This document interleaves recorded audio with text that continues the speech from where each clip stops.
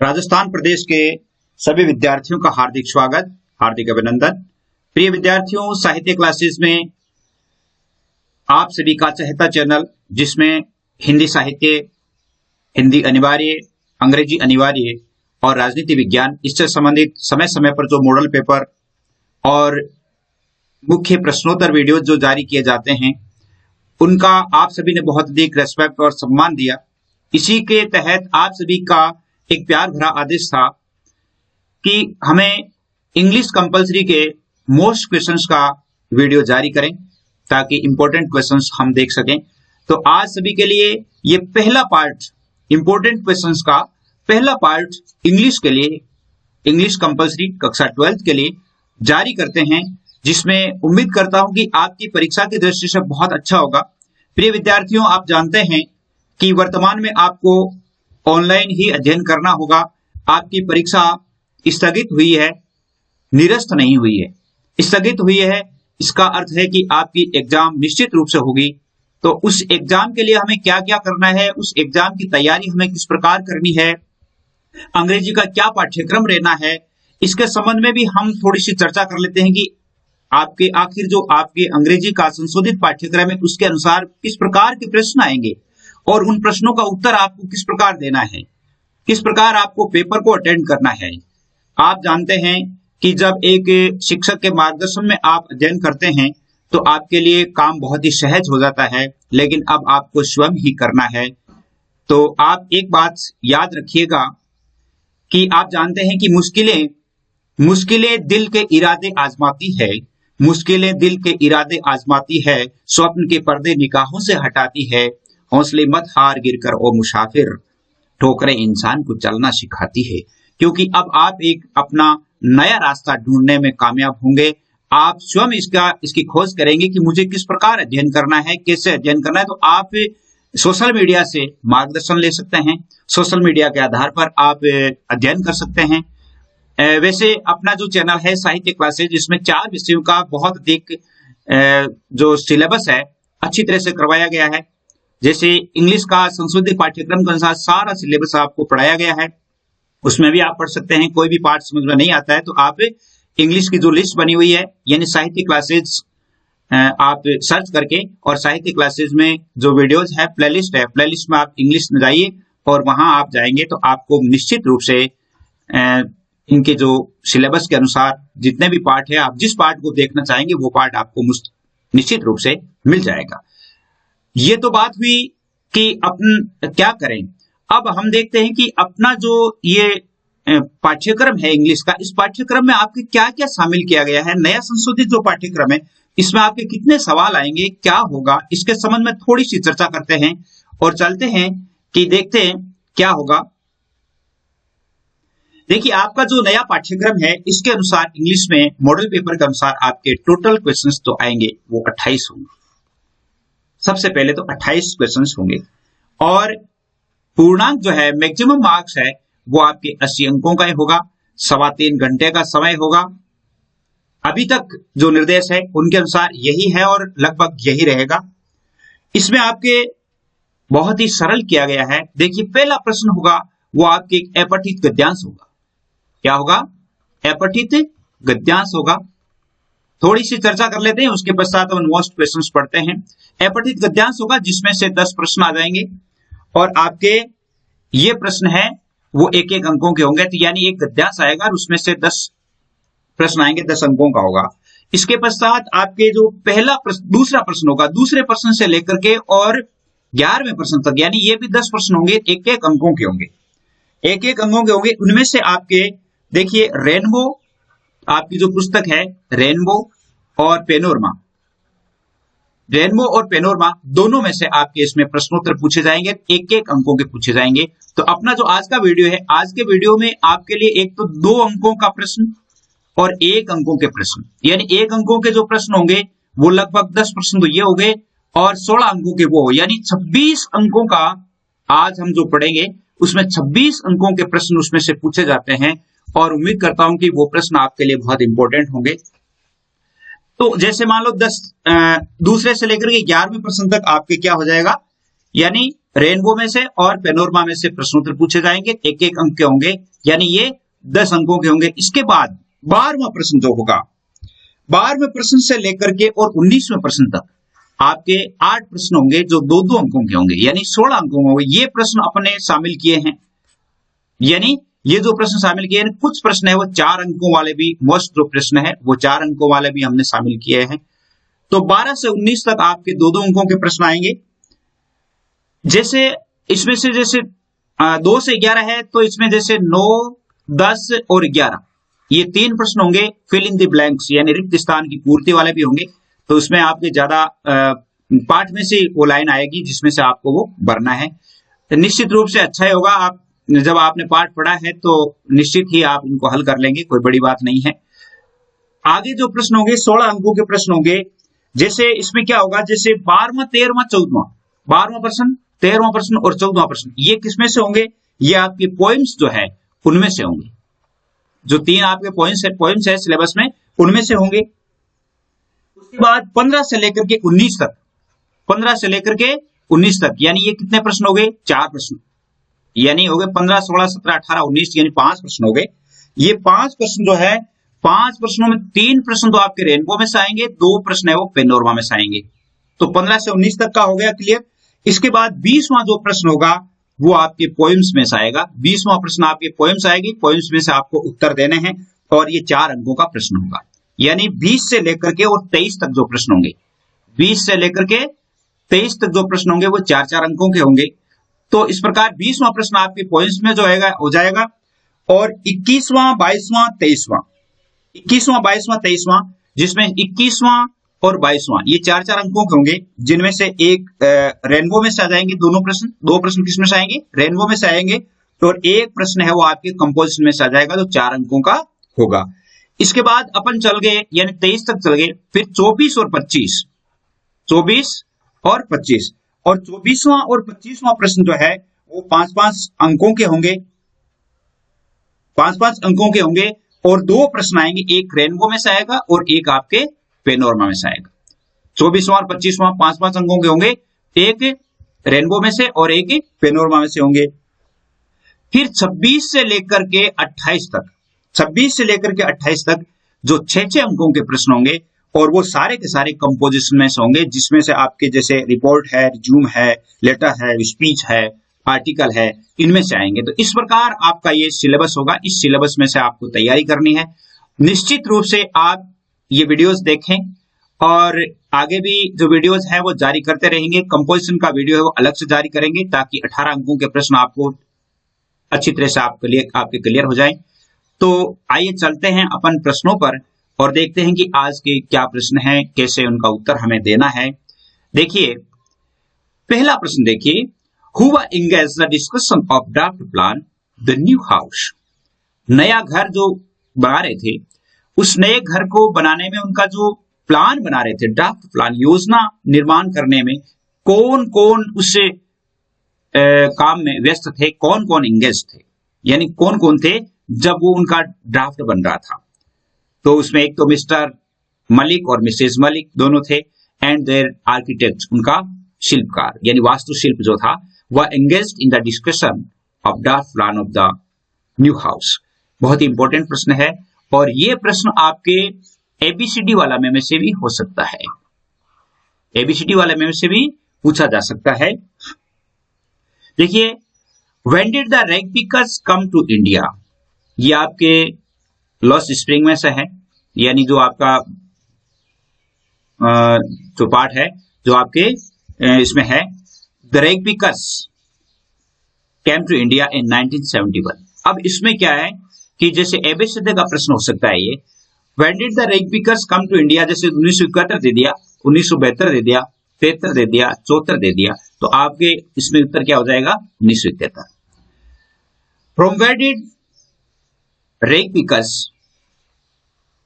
From where did rag pickers come to India, rag pickers जो है वो India में कहां से आए, इंडिया में कहां से आए, कहां से आए थे? दे केम फ्रॉम बांग्लादेश। तो ये भी आपके एबीसीडी का प्रश्न हो सकता है। इसमें एबीसीडी दे सकते हैं कि बांग्लादेश, पाकिस्तान, भूटान, नेपाल, जो भी इसमें दिया जा सकता है। तो इसमें वो कहां से आए थे? बांग्लादेश से आए थे। Hoover wanted to become a car driver. Hoover,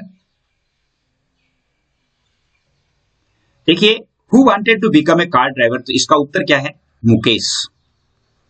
आपको पता है जब लेखिका ने पूछा था कि आप क्या बनना चाहते हैं, तो उसने कहा कि मैं एक कार ड्राइवर बनना चाहता हूं। और which city is famous for bangles, चूड़ियों के लिए कौन सा शहर प्रसिद्ध है? ये भी एबीसीडी का प्रश्न हो सकता है, एक अंकों का प्रश्न भी हो सकता है। तो इसमें क्या हो जाएगा? फिरोजाबाद। कौन सा शहर हो जाएगा? Firozabad. Which disease are caused by stress, तनाव के कारण कौन कौन सी बीमारियां होती है, या कौन कौन सी बीमारियों का कारण तनाव होता है? एक तो देखिए cardiovascular, depression, NVT, some types of diabetes. अगला प्रश्न है, what does the practice of yoga encourage, यानी योगा का अभ्यास हमें किस प्रकार उत्साहित करता है, उत्साह प्रदान करता है? तो हम क्या लिखेंगे? जैसे ये देखो छोटा है, तो इसमें आपको पहला अक्षर हमेशा बड़ा होना चाहिए। प्रैक्टिस ऑफ योगा एनकरेज, देखो यहां से लेना है। द प्रैक्टिस ऑफ योगा, आपको पहले प्रश्न की सहायता से ही उत्तर बनाना है। प्रश्न में जो ये जो WH वर्ड होते हैं, WH वर्ड है उत्तर में काम में नहीं आता, लेकिन WH वर्ड के बाद में जहां से वो सब्जेक्ट शुरू होता है वहीं से आपको उतारना है, और जिस टेंस में प्रश्न है उसी टेंस में उसका उत्तर देना है। देखिए, the practice of yoga encourage to lead healthy life, यानी स्वस्थ जीवन जीने के लिए हमें नेतृत्व प्रदान करती है। It develops the self confidence, और ये हमें आत्मविश्वास जगाती है, आत्मविश्वास का विकास करती है। And discipline in our life, हमारे जीवन में अनुशासन कायम करती है। It provides us optimism and courage, यानी यह हमें साहस और स्वास्थ्यता प्रदान करती है। तो ये योगा जो है, योगा के माध्यम से हम बहुत अधिक स्वस्थ भी होते हैं, तो योगा बहुत ही आवश्यक है। अगला देखिए, who were the disciples of Dronacharya, पांचवा पार्ट यानी प्यूरिटी वाला, उसमें से है who were the disciples of Dronacharya. Dronacharya के डिसिपल्स कौन थे? Pandavas and Kauravas were the disciples of Dronacharya. एक नंबर का प्रश्न आया, इस प्रकार लिख दिया। अब who were the disciples of Dronacharya, आप इसको यहां से भी लिख सकते हैं, the disciples of Dronacharya were the Pandavas and Kauravas, यहां भी लिख सकते हैं। और यहां से आप लिखो the Pandavas and Kauravas were disciples of Dronacharya, इस प्रकार भी लिखा जा सकता है। Who was the eldest of Pandavas, पांडवों में सबसे बड़ा कौन था? और कौन था? युधिष्ठिर था। कौन था? युधिष्ठिर। अब इसको आप यदि एक लाइन में लिख दिया तो भी गलत नहीं है, और मान लो एक लाइन में नहीं लिख करके इस प्रकार आप लिख सकते हैं, the eldest of Pandavas was Yudhishthir, या Yudhishthir was the eldest of Pandavas, इस प्रकार आप लिख सकते हैं इसको। Who was the eldest brother in Kauravas, कौरवों में सबसे बड़ा भाई कौन था? और वो था दुर्योधना। कौन था? Duryodhana. The eldest brother in Kauravas was Duryodhana, या Duryodhana was the eldest brother in Kauravas, इस प्रकार आप लिख सकते हैं। हु वाज पावा हरिबाबा, पावा हरिबाबा कौन थे? तो आप यहां से लिख सकते हैं पावा, जैसे यहां से Pava Haribaba was a saint, एक साधु थे। Why did Gautama be angry with crane, सारस के साथ गौतम है वो गौतम ऋषि क्रोधित क्यों हुआ? When the crane dropped fell on his head, जब सारस ने ऋषि के मस्तिष्क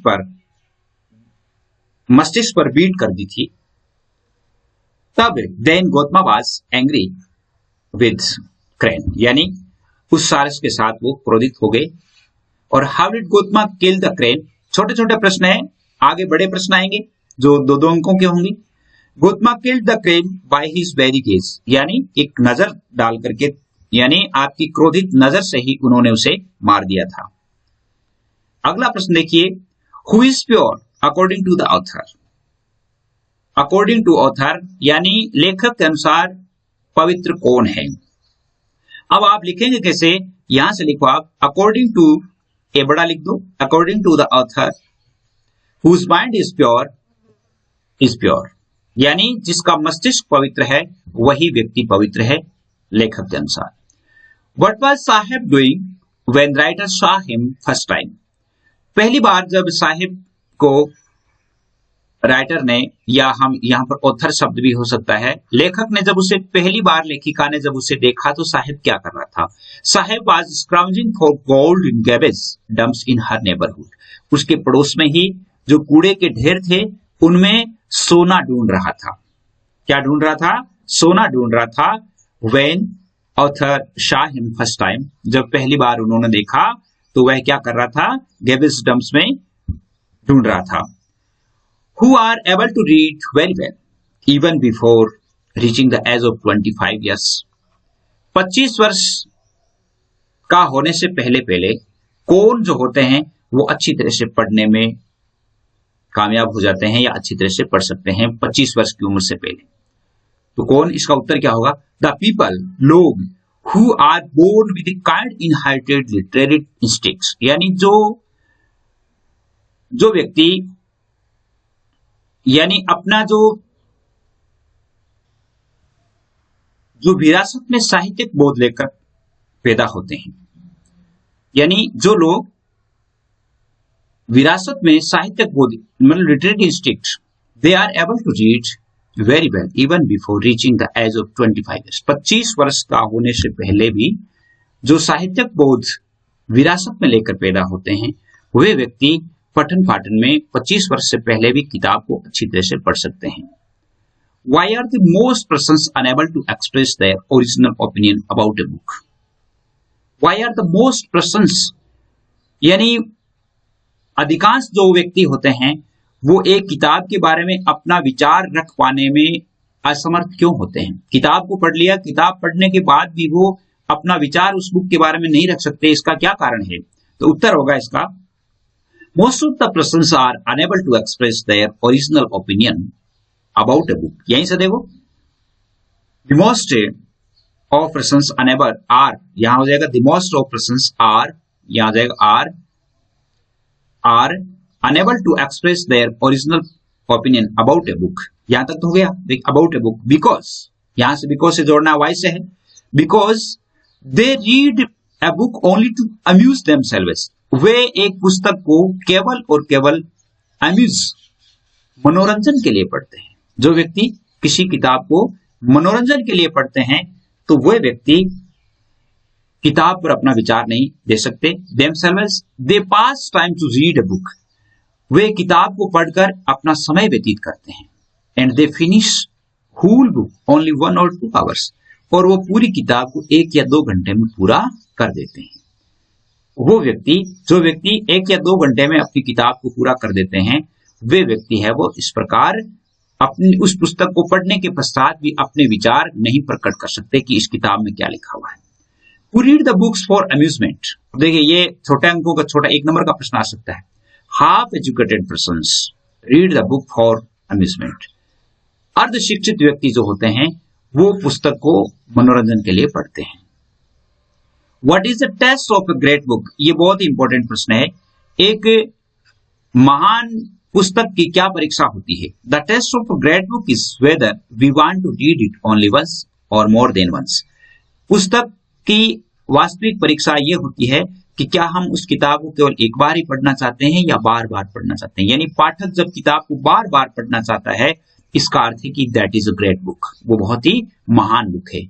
Who could not endure browning? Browning को कौन नहीं सहन कर सकता था, या ब्राउनिंग से किसको जलन थी?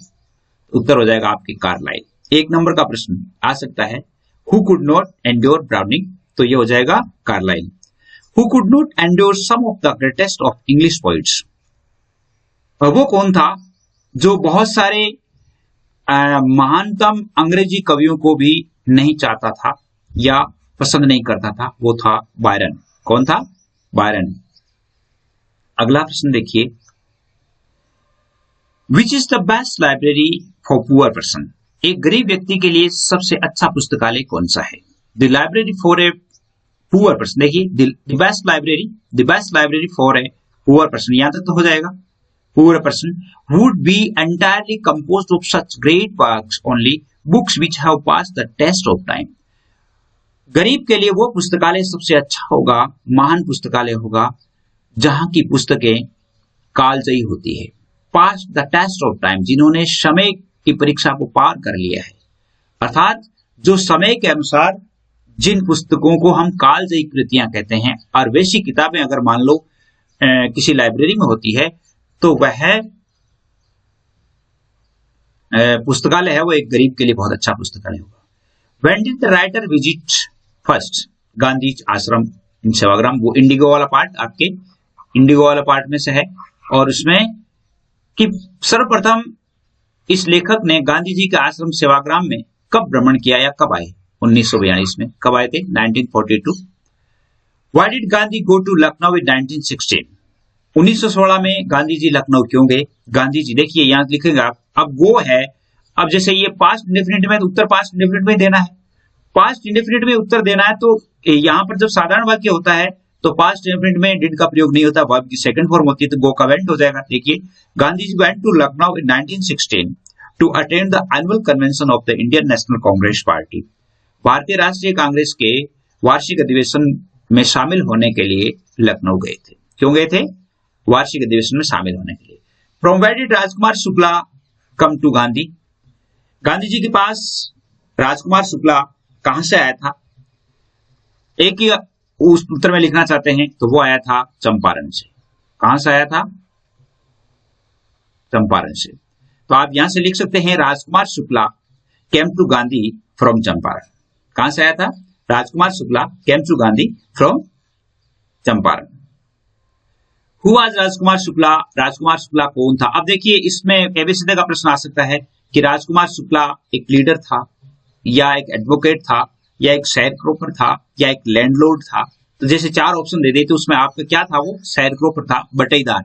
और बटेदार कौन होते हैं? बटेदार होते हैं जैसे जमींदार जो होते हैं, जमींदारों की जमीन जो जोतते हैं बटाईगिरी पर, यानी जमीन जोतते हैं, जमीन उनकी होती है लेकिन वो उस पर काश्त करते हैं, खेती करते हैं, और उसमें से आधा या जितना भी जो निश्चित होता है वो जमींदार को दे देते हैं, और जितना बचता है वो उसका जो निश्चित जो भाग होता है वो ले लेते हैं, वो बटाईदार होते हैं। तो वो एक राजकुमार शुक्ला भी एक शेयर क्रोपर था। Why did the servant of Rajendra Prasad not allow to Gandhi to draw water from the well? Rajendra Prasad का जो नौकर था, उन्होंने गांधी जी को कुएं से पानी निकालने की अनुमति क्यों नहीं दी? ऐसा क्या कारण था कि उन्होंने उसे अनुमति नहीं दी? The servant did not allow to Gandhi for drawing water from the well because he took Gandhi to be the another peasant. So some drops from his bucket could pollute the entire source. Gandhi ji, the servant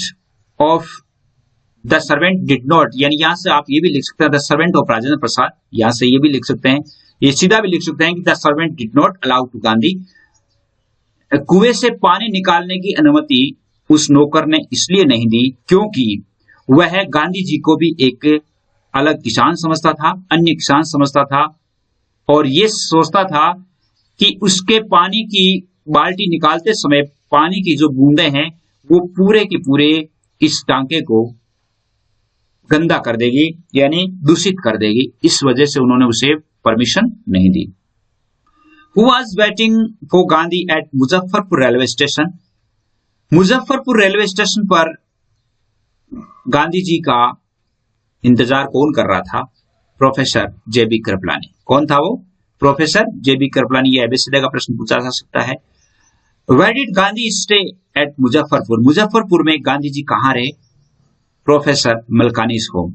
यहां से आप ये भी लिख सकते हैं Gandhi stayed at Muzaffarpur professor Malkani's home, यानी professor Malkani के घर में रहे थे।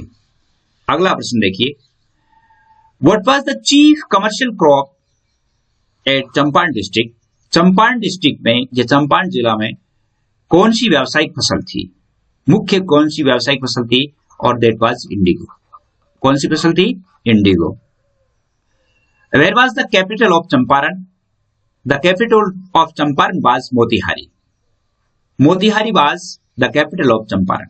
ये भी लिख सकते हैं, Motihari was the capital of Champaran. Champaran की राजधानी मोतिहारी थी। Why did Gandhi disobey the order for leaving Champaran? Champaran छोड़ने के आदेश को गांधी जी ने उल्लंघन क्यों किया? चंपारण यानी जैसे वहां के जो अधिकारी थे, अधिकारी ने उसे नोटिस दिया था कि आप तुरंत है वो चंपारण छोड़ दें, तो उन्होंने उनका उल्लंघन क्यों किया? Gandhi disobeyed the order for leaving Champaran. Gandhi ji ने चंपारण छोड़ने के आदेश का उल्लंघन किया क्योंकि he wanted to render the humanitarian and national service for which he had to come to Champaran. Gandhi ji ने चंपारण छोड़ने के आदेश का उल्लंघन इसलिए किया क्योंकि वे एक मानवता और राष्ट्र सेवा करना चाहते थे जिसके लिए वो चंपारण आए थे। यदि वो चंपारण छोड़ देते तो मानव सेवा और राष्ट्र की जो सेवा है वो नहीं हो सकती थी। When did Gandhi said that the battle of Champaran was won? Gandhi ji ने कब कहा कि चंपारण की लड़ाई जीत ली गई है? कब कहा था? When all the lawyers had decided to follow Gandhi into jail. जब सभी वकीलों ने यह कहा कि हम भी जेल में, आपके पीछे जेल में आ जाएंगे या जेल जाने को तैयार हैं। Then he said that the battle of Champaran was won. तब उन्होंने कहा कि चंपारण की लड़ाई जीत ली गई है। In which month did Sir Edward Gate summon Gandhi? Gandhi ji को एडवर्ड गेट ने कब बुलाया, यानी कब समन दिया? कौन सा महीना था? इन जून। कौन से महीने में? इन जून। What percentage of amount to the sharecroppers did Gandhi demand from the landlords? भूस्वामियों से गांधी जी ने शेयरक्रॉपर्स के लिए कितने प्रतिशत राशि वापस करने के लिए मांग की? कितने प्रतिशत की मांग की थी? 50% की। और उन्होंने कितने पर हाँ किया था? 25%। फिर भी उसे भी उन्होंने स्वीकार कर लिया था। स्वीकार इसलिए कर लिया था कि यह भी एक किसानों की जीत थी। How many primary schools were open village near Champaran? Champaran के आसपास जो गांव थे उनमें कितने विद्यालय खोले गए? 6 स्कूल्स। कितने स्कूल थे? 6 school. Who did teach ashram rules on personal cleanliness and community sanitation? सामुदायिक स्वच्छता और व्यक्तिगत स्वच्छता के बारे में आश्रम के जो नियम थे वो कौन पढ़ाती थी, यानी किसने पढ़ाए थे? चंपारण में जब कई व्यक्ति और आए थे तो उनमें से कौन थी? कस्तूरबा गांधी। कौन थी? कस्तूरबा गांधी। कस्तूरबा गांधी। तो आप इसको कैसे लिख सकते हैं? Kasturba Gandhi taught ashram rules on personal cleanliness and community sanitation. अब इतना ही लिखना है केवल। देखिए कस्तूरबा और यहाँ पर टीस का टॉट करना है, ये उतारना नहीं है, बिल्कुल सीधा सा हो जाए। Who was the youngest son of Gandhi? Gandhi ji के सबसे छोटे पुत्र का नाम क्या था? उनका नाम था देवादास। क्या नाम था? देवादास। अगले प्रश्न देखिए। Which three medicines Gandhi used to treat at patients? यानी मरीजों का इलाज करने के लिए गांधी जी कौन कौन सी दवाइयां यूज में लेते थे? देखिए कैस्टर ऑयल, क्विनैन, सल्फर ऑइंटमेंट। क्या क्या था उनमें? एक तो थी कैस्टर ऑयल। कैस्टर ऑयल यानी अरंडी का तेल। किसका तेल? अरंडी का तेल। अरंडी का तेल। क्विनैन यानी कुनैन जिसको कहा जाता है, और सल्फर ऑइंटमेंट यानी गंधक का मलहम। सल्फर ऑइंटमेंट का अर्थ है गंधक का मलहम। का मलहम। Who was the devoted follower of Gandhi being an English pacifist? एक अंग्रेज दार्शनिक होते हुए भी कौन थे जो गांधी जी के फॉलोवर थे, गांधी जी के अनुयायी थे? और वो थे चार्ल्स फ्रियर एंड्रयूज। कौन थे? Charles Freer Andrews. आपके एक अंक का प्रश्न आ सकता है। How did British landlords compel poor persons of Champaran? बहुत ही इंपॉर्टेंट प्रश्न है, वेरी इंपॉर्टेंट है, इसको आप लगा लेना कि ब्रिटिश जो भूस्वामी थे, जमींदार जो थे, वो किस प्रकार चंपारण के किसानों को कंपेल करते थे, मजबूर करते थे, परेशान करते थे।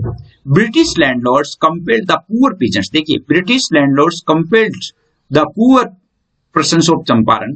पुअर पीजेंट्स, यहां पर्सन्स नहीं है, पीजेंट्स है, peasants. Poor peasants of Champaran to grow 15% of their holdings with indigo. और उन्हें इस प्रकार मजबूर करते थे कि 15% उनकी जो खेती है वो इंडिगो होगी, उसमें नील की खेती होगी। They had to surrender the entire indigo harvest as rent, और उन्हें सारी की सारी जो ये नील की खेती है वो रेंट के रूप में सरकार को देनी होगी, यानी उन्हें जमा करवानी होगी। तो इस 15% भूमि पर उन्हें नील की खेती करनी ही करनी थी। When was the writer stationed at Shamar Camp? अब ये प्रश्न वो है जिसमें से आग में से होकर निकलता है एक व्यक्ति, उस पार्ट में से है When was writer stationed at Shamar Camp? Shamar Camp में उनकी पदस्थापन कब हुआ? In 1947। कब हुआ था?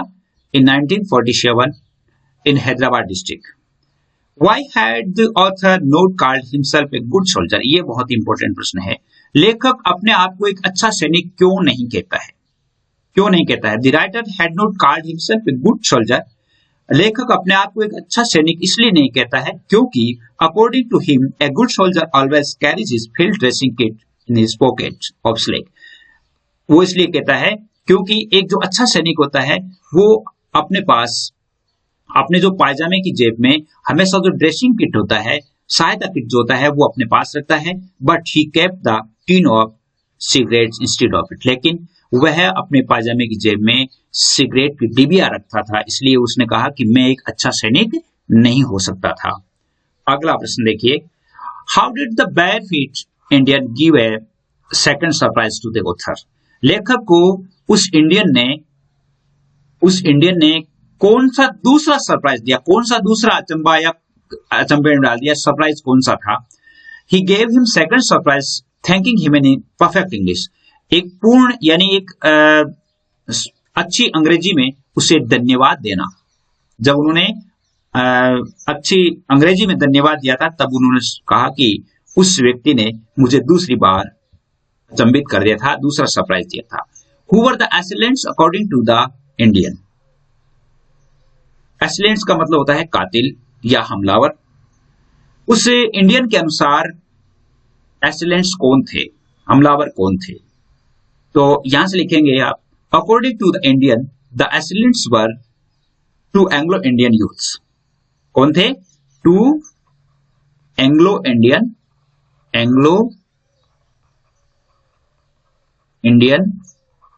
Youths, Anglo Indian youths. According to the Indian, the assailants were two Anglo-Indian youths. Why had to sign a document Professor Rao to perform his closing feat? अपना अंतिम प्रदर्शन करने के लिए या अपना अंतिम कर्तव्य दिखाने के लिए राव साहब को एक दस्तावेज पर हस्ताक्षर क्यों करने पड़े? बहुत ही इंपॉर्टेंट प्रश्न है। Professor Rao had to sign a document. देखिए यहां से professor Rao had to sign a document, same ही है। परफॉर्म हिज क्लोजिंग फीट यहां तक तो है। सो दैट, तो फिर यहां से ताकि the British army could not be blamed for any untoward incident, ताकि किसी भी अनहोनी के लिए ब्रिटिश आर्मी को, ब्रिटिश सेना को दोषी ठहराया नहीं जा सके।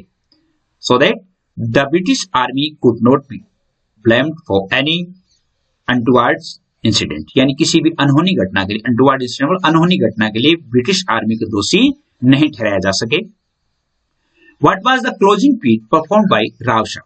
यार प्रोफेसर राव के द्वारा अंतिम कर्तव्य कौन सा दिखाया गया? The closing feat which performed by professor Rao ने जो अंतिम फीट दिखाया, अंतिम कर्तव्य दिखाया था, was 5 ton truck was driven across his chest, यानी उसके सीने के ऊपर से होकर के 5 टन वजनी ट्रक है वो गुजारा गया, ऊपर से निकाला गया। It was the closing feet. What did the Indian do before walking the fire trench? Fire trench में चलने से पहले या यूं भी हो सकता है, what did the Indian do before enter into the fire trench? Fire trench में प्रविष्ट होने से पहले उस इंडियन ने क्या किया था? The Indian splashed water over his bare feet before walking through the fire trench. Fire trench में चलने से पहले उन्होंने अपने पैरों पर पानी छिड़का था। क्या छिड़का था? पानी छिड़का था। ओवर हिज बेयर फीट, अपने नंगे पांवों पर उन्होंने पानी छिड़का। Then he entered into the fire trench, और वो फिर फायर ट्रेंच में प्रविष्ट हुआ। अगला देखिए, लास्ट प्रश्न है, what did the author do to help the wounded man? उस घायल व्यक्ति की सहायता के लिए लेखक ने क्या किया? The writer clean the blood from the old man's face with his large handkerchief. अपने बड़े जो गमछा था, हैंडकरचीफ था, उससे उन्होंने उस घायल व्यक्ति के चेहरे से खून को साफ किया और थोड़ी देर बाद वह उठ भी गया, इतना ज्यादा वो पीटा भी नहीं था। What was the old man doing when Professor Rao was performing his last feat या closing feat? जब अपना अंतिम कर्तव्य दिखा रहे थे राव साहब, तब वह बूढ़ा व्यक्ति क्या कर रहा था? वो ओल्ड मैन है, वो क्या कर रहा था? When Professor Rao was performing his last feat, देखिए, when Professor Rao was performing his last feat, the old man या old Indian was digging a shallow trench. तो वह क्या कर रहा था? एक छिछली खाई खोद रहा था। डिगिंग खोद रहा था, shallow trench एक छिछली खाई खोद रहा था, about 10 feet long and 2-3 feet wide, जो 2-3 फीट चौड़ी थी और लगभग 10 फीट लंबी थी। 10 फीट लंबी और 2-3 फीट चौड़ी खाई खोद रहा था। How did the author feel when he was walking in the fire trench? ये बहुत इंपॉर्टेंट प्रश्न है। जब वह फायर ट्रेंच में चल रहा था तब उन्होंने कैसा महसूस किया? When the author was walking in the fire trench, he felt like he was walking along the rock-filled road just outside Monmouth near Henry Park.